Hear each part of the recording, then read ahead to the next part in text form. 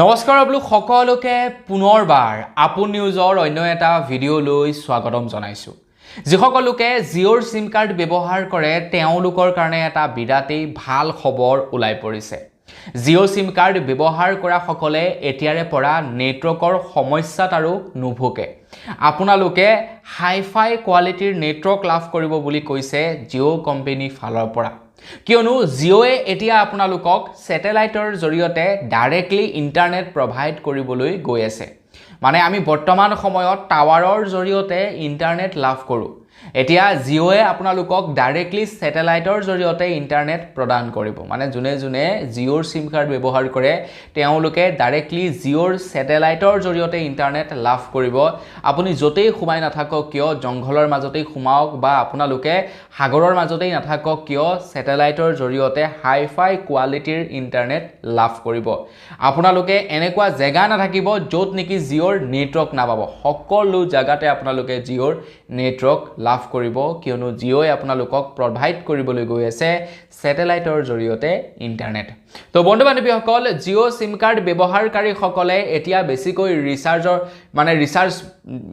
বেছিকৈ পইচা ভৰিব লাগিব নেকি? তো এই স্যাটেলাইটৰ জৰিয়তে আমি কেনেকৈ নেটৱৰ্ক লাভ কৰিম, সকলোবিলাক তথ্য আজিৰ এই ভিডিঅ'টোত আপোনালোকক জনাম। তো যিসকলে জিঅ' সিম কাৰ্ড ব্যৱহাৰ কৰে তেওঁলোকে ভিডিঅ'টোত লাইক এটা কৰি শেষৰলৈকে ভিডিঅ'টো চাবলৈ কিন্তু নাপাহৰিব। তো মই শ্ৰী বাণী গগৈ, আপোনালোকে চাই আছে আপোন শৰ্টছ। আহক আৰম্ভ কৰোঁ আজিৰ ভিডিঅ'।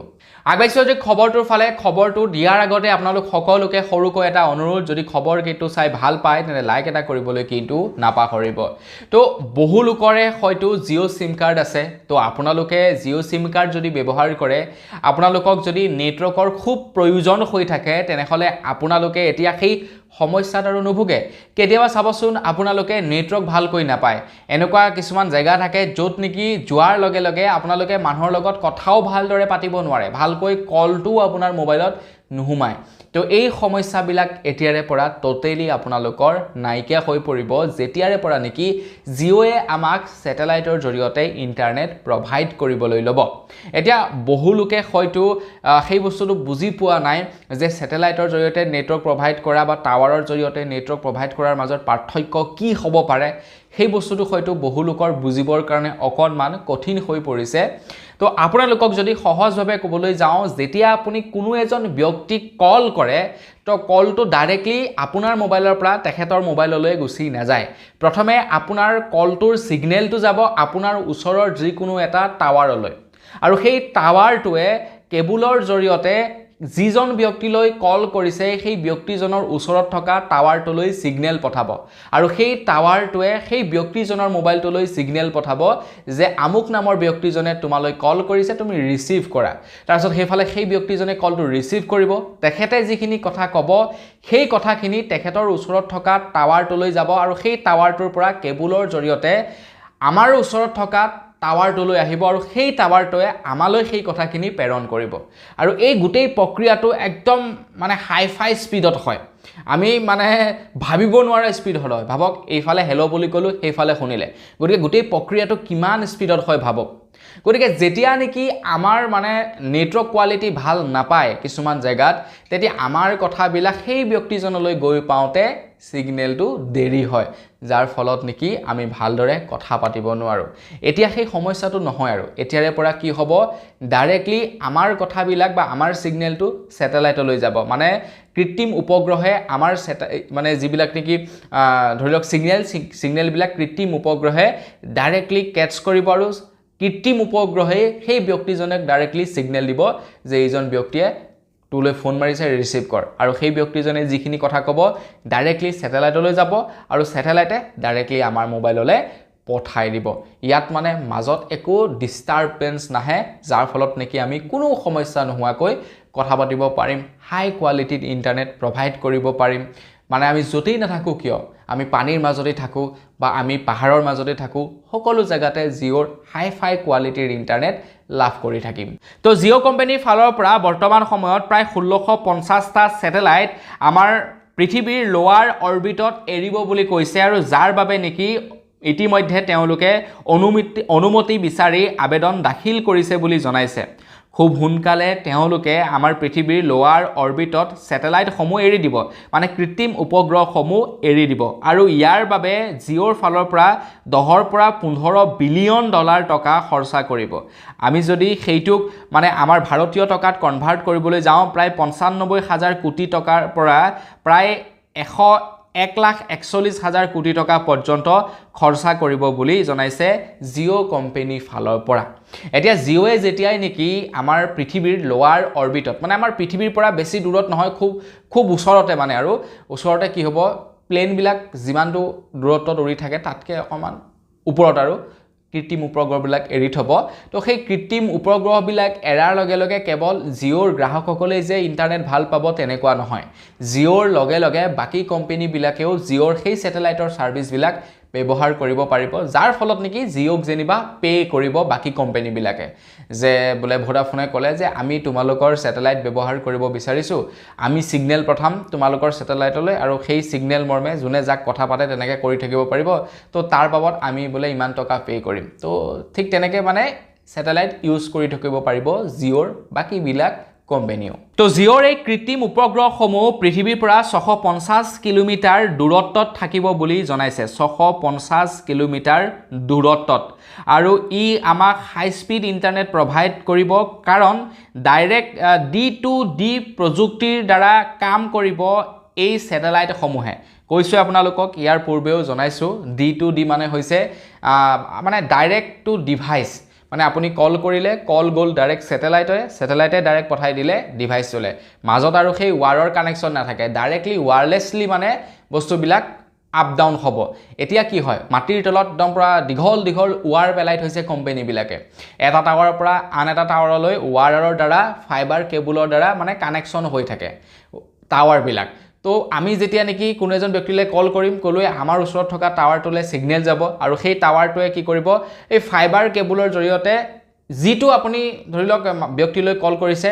সেই ব্যক্তিজনৰ মোবাইলটো জিটো টাৱাৰৰ ওচৰত আছে তেখেতলৈ সিগনেল পঠাই দিব তো কেবুলৰ জৰিয়তে মানে যাতায়াত কৰোতে অকমান টাইম লাগে ন ডিস্টাৰবেন্স আহি যায় গতিকে এতিয়া ওয়্যাৰলেছলি হ'ব ওয়্যাৰলেছলি আৰু কি ইয়াতে কোনো মানে ৰুকাবট নাথাকিবই ডাইৰেক্টলি যাব স্যাটেলাইটত আৰু স্যাটেলাইটে ডাইৰেক্টলি সেই মানুহজনক কন্টাক্ট কৰোৱাই দিব একদম সিম্পল হাই স্পীড আমি ইন্টাৰনেট লাভ কৰি থাকিম সেই কাৰণে জিঅ'ৰ এই স্যাটেলাইটসমূহে যেতিয়াৰে পৰা নেকি আমাৰ পৃথিৱীৰ লোৱাৰ অৰ্বিটত কাম কৰিবলৈ লাগিব তো তেতিয়াৰে পৰা আমাৰ ভাৰতবৰ্ষত নো নেটৱৰ্ক জোন বুলি কোনো কথাই নাথাকিব সকলো জায়গাতে নেটৱৰ্ক লাভ কৰিব গাঁৱে ভূঞে চহৰ চাপৰি পাহাৰে ভৈয়ামে সকলোতে আপোনালোকে নেটৱৰ্ক লাভ কৰিব বতৰ যেনেকুৱাই নহওক বতৰ হেয়া ভূমিকম্পই হওক বানপানীয়ে হওক বা পৃথিৱী ফালি দুফাল হৈ নাযাওক কিয় মুঠৰ ওপৰত নেটৱৰ্ক একদম জিটো এট এ টাইমত নেটৱৰ্ক পাই থাকিব সকলোবিলাক পৰিস্থিতিতে কোনো কাৰণতে নেটৱৰ্কৰ ডিস্টাৰবেন্স আপোনালোকে দেখিবলৈ নাপাবই আৰু তাৰ লগতে বৰ্তমান সময়ত এলন মাস্কে প্ৰায় 10,000 তেনেকুৱা স্যাটেলাইট এতিয়া তেওঁলোকে এৰি থৈছে এলন মাস্কে তো এলন মাস্কৰ পৰা আমি নেটৱৰ্ক ল'ব লাগিব ন এটা বিদেশী কোম্পানী তো বিদেশী কোম্পানীক পইচাও বেছিকৈ দিব লাগিব কোম্পানীবিলাকে তো ৰিচাৰ্জৰ দামবিলাকো বাঢ়িব এতিয়া ভাৰতীয় এটা কোম্পানীয়ে স্যাটেলাইট এৰি দিব যাৰ ফলত নেকি আমি পইচা বেলেগক দিব নালাগে আৰু আমি কম টকাতে ৰিচাৰ্জবিলাক লাভ কৰি থাকিম এই মাজে মাজে যে আমি মানে সন্ধিয়া পৰত বতৰ ভাল থাকিলে দেখা পাওঁ লাইন পাতি দীঘলীয়াকৈ বহুখিনি লাইট একেলগতে গৈ থাকে অৱশ্যে সেইখিনিয়ে হৈছে সেই স্যাটেলাইটসমূহ মানে আমি খালি মানে চকুৰে দেখা পাই থাকিম সেই কৃত্ৰিম উপগ্ৰহবিলাক একেলগতে লাইন পাতি তেনেকৈ গৈ থাকিব জিঅ'ৰ সেই স্যাটেলাইটবিলাকো ঠিক তেনেকৈ উৰি থাকিব এলন মাস্কৰ প্ৰায় 10,000টা স্যাটেলাইট বৰ্তমান উৰি আছে আৰু জিঅ'ৰ 1650টা স্যাটেলাইট তেনেকৈ উৰি থাকিব আমি তেনেকৈ দেখা পাই থাকিম মানে ওচৰত ন 650 কিলোমিটাৰ তেনে ওচৰতে উৰি থাকিব তো জিঅ'ৰ ফালৰ পৰা এই ফেচিলিটি দিয়াৰ পাছত ৰিচাৰ্জৰ দামটো আমি অকণমান সালসলনি দেখিবলৈ পাম বিশেষকৈ যিসকলে জিঅ'ৰ ব্ৰডবেণ্ড কানেকশ্যন ব্যৱহাৰ কৰিব তো তেওঁলোকে অকণমান মানে ৰিচাৰ্জৰ দামটো বেছিকৈ ভৰিব লাগিব কাৰণ ই এক টোটেলি বেলেগ হ'ব মানে ব্ৰডবেণ্ড নহয় স্পেচ ব্ৰডবেণ্ড হ'ব ইয়াতে মানে কোনো কেবল নাথাকিব আৰু ডাইৰেক্টলি নেটৱৰ্ক লাভ কৰিব তো তেওঁলোকে জিঅ' ফাইবাৰ এয়াৰ ফাইবাৰ এই বস্তুবিলাক যিবিলাক হ'ব আৰু তো সেই বস্তুটো ব্যৱহাৰ কৰাৰ লগে লগে আমি অকণমান ৰিচাৰ্জৰ দামটো বেছিকৈ ভৰিব লাগিব কাৰণ আমি হাই স্পীড ডাটা পাম ন কিন্তু যিসকল লোকে ধৰি লওক ৰিচাৰ্জ যিসকল লোকে সিম কাৰ্ড ব্যৱহাৰ কৰে কল কৰিবৰ কাৰণে মোবাইলত ব্যৱহাৰ কৰে তেওঁলোকৰ বৰ বিশেষ মানে ইফাল সিফাল নহয় ৰিচাৰ্জৰ দাম যেনেকুৱা তেনেকুৱাই থাকিব কিন্তু নেটৱৰ্ক কোৱালিটি ভাল লাভ কৰিব জিঅ' কোম্পানী তৰফৰ পৰা জনোৱা অনুসৰি 2 পৰা 3 বছৰৰ ভিতৰত জিঅ'য়ে সফলতাৰে স্যাটেলাইটৰ জৰিয়তে ইন্টাৰনেট দিবলৈ সক্ষম হ'ব বুলি জনাইছে কাৰণ 1650টা স্যাটেলাইট বনাওতে যথেষ্ট টাইম কনজিউমিং হ'ব অকল টাইম কনজিউমিং নহয় পইচাৰো প্ৰয়োজন হ'ব ইমান হাই-ফাই এমাউন্ট এটা ইনভেস্ট কৰিব লাগিব জিঅ'য়ে তো তাৰ কাৰণে জিঅ'য়ে ইনভেষ্টৰ বিচাৰিব লাগিব সেইখিনিক বনাব লাগিব সুকলমে পৰীক্ষা কৰিব লাগিব পৰীক্ষা কি কৰি এৰিব লাগিব তাৰ উপৰিও লাইসেন্সৰ কথা থাকিব অনুজ্ঞাপত্ৰৰ কথা থাকিব ধেৰ কাম থাকিব ন নিৰ্দিষ্ট কক্ষপথত এৰিব লাগিব অলৰেডি 10000টা মানে আপোনাৰ এলন মাস্কে এৰি থৈছে আৰু তাৰ লগে লগে কিমান কোটি কোটি মানে ধৰি লওক সেই সমস্যা আছে তাৰ কোনো ঠিক নাই